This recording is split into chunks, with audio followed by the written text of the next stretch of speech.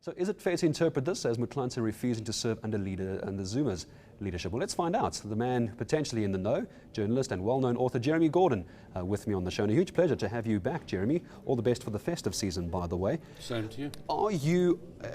Are you surprised by the way things turned out yesterday?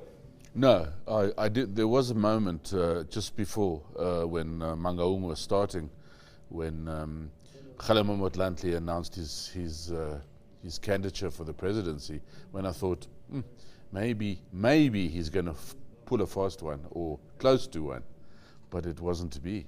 It wasn't to be in the end. No, and the numbers, I think, are staggering. If you just take a look at the deputy presidency, the numbers, and 76.4% of the vote for Cyril Ramaphosa, if we talk about the DP for the moment, that's a significant win if you start crunching those numbers. It's remarkable. It's a larger win than Zuma, actually. And I think almost close to Gwede Mantashe. Yeah. It's just remarkable. There was obviously, the call went out that we need Cyril. You know, he's been in the NEC all the time. It's not exactly like he's disappeared, but it is a remarkable win. We had Chris Hart talking to us earlier, an economist, saying this is great for business. I mean, is that true from someone who has studied these people over the past few years? You know your politics inside and out.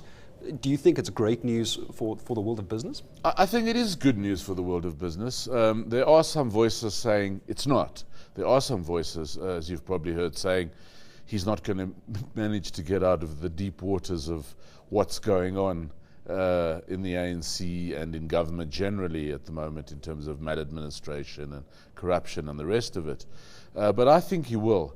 But another caveat is, you know, it's deputy president of the ANC. He's not deputy president of the land yet. Yet, I was about to say, because 2014, some would put forward that it's pretty much a case of what's going to happen in 2014. The DP of the ANC, you will essentially become DP of the country, or is that not fair? I think you will. As one of your commentators said, barring death, this is likely to happen. When it comes to the political wilderness, don't we love using that term all the time? The political wilderness of Malema, and now the potential political wilderness of Motlanthe as well. Is this the end of Motlanthe? Do you think he's going to go home and do some gardening? I think he is going to go home and do some gardening, but the big question for me is, did he want to go home and do some gardening? I think he probably did. I don't have this feeling that he and Zuma went into this Mangaung daggers drawn and so on. They're old buddies. I think they kind of both knew what was coming down. As a final question to you, Jeremy, with the changes in the NEC now, do you think President Zuma is ultimately going to change the way he looks at things and decisions he makes over the next few years? Hopefully he will, yes. Such as? I think he's going to be more careful about a lot of things that have been happening in his last term. Or we hope he will. He hasn't always taken advice and been as careful as one would have hoped. But let's hope he is. Let's see what happens. Jeremy, a huge pleasure talking to you as well. Have a fantastic Christmas and a good New Year. I'm sure we'll talk again. And yours.